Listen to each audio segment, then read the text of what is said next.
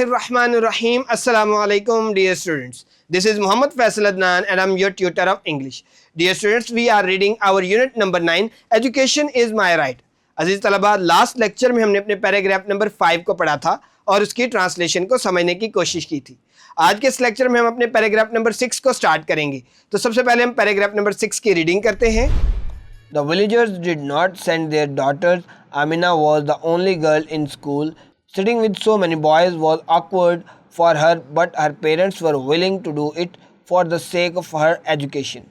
One fine morning, Amina heard her parents talking about their landlord who has been bitten by a snake and admitted to hospital.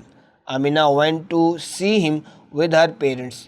The condition of the hospital was no better than the school.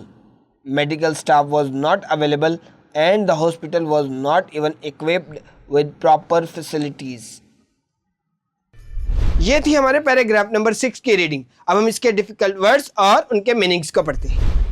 Send, भेजा. Awkward, अजीब या तकलीफ दे. For the sake of, के लिए. Landlord, ज़मींदार यानी ज़मीन का मालिक, घर का मालिक भी हो सकता है. बिटन, काटा. ये वर्ब की थर्ड फॉर्म है. नेक्स्ट वर्ड है स्टाफ, अमला यानी हॉस्पिटल का अमला, उसको स्टाफ कहते हैं. अवेलेबल, दस्तयाब. इक्विप्ड विद, आरास्ता होना या वहाँ पर चीज़ों का मौजूद होना. ये थे हमारे डिफ़िकल्ट वर्ड्स और उनके मीनिंग्स. अब हम इसकी ट्रांसलेशन को पढ़ते हैं. ट्रांसलेशन को एज यूजुअल हमने 2 हिस्सों में डिवाइड किया है. सबसे पहले हम इसके पार्ट्स में यानी फ्रेजेस में ट्रांसलेशन को पढ़ेंगे और उसके बाद इसकी कंप्लीट लाइन की ट्रांसलेशन को पढ़ेंगे. तो अपना लेसन स्टार्ट करते हैं. The villagers did not send, देहातियों ने स्कूल ना भेजा. देयर डॉटर्स, अपनी बेटियों को. मुकम्मल लाइन का तर्जुमा. The villagers did not send their daughters, देहातियों ने अपनी बेटियों को स्कूल ना भेजा. Amina was the only girl in the school, Amina school में वाहिद लड़की थी. Sitting with so many boys, इतने ज़्यादा लड़कों में बैठना. वॉज ऑकवर्ड फॉर हर, उसके लिए तकलीफ़ दे था या उसके लिए हैरानगी का बाइस था. But her parents were willing to do, मगर उसके वालिदैन ऐसा करने के लिए आमादा थे. विलिंग का मतलब होता है रजामंद होना, आमादा होना.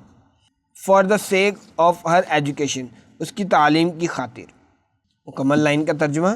Sitting with so many boys was awkward for her, but her parents were willing to do it for the sake of her education.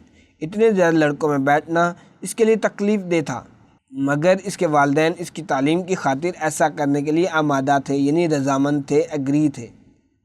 One fine morning Amina heard her parents, एक सुहानी सुबह आमिना ने अपने वालिदैन को सुना. यानी एक खूबसूरत सुबह में आमिना ने अपने वालिदैन को बात करते हुए सुना. वो क्या बात कर रहे थे देखते हैं. टॉकिंग अबाउट देयर लैंडलॉर्ड, इनके ज़मींदार यानी ज़मीन के मालिक के बारे में बातें करते हुए. Who has been bitten by a snake, जिसे एक सांप ने काट लिया था. एंड एडमिटेड टू हॉस्पिटल, और जिसे हस्पताल में दाखिल करा दिया गया था. मुकम्मल लाइन का तर्जुमा.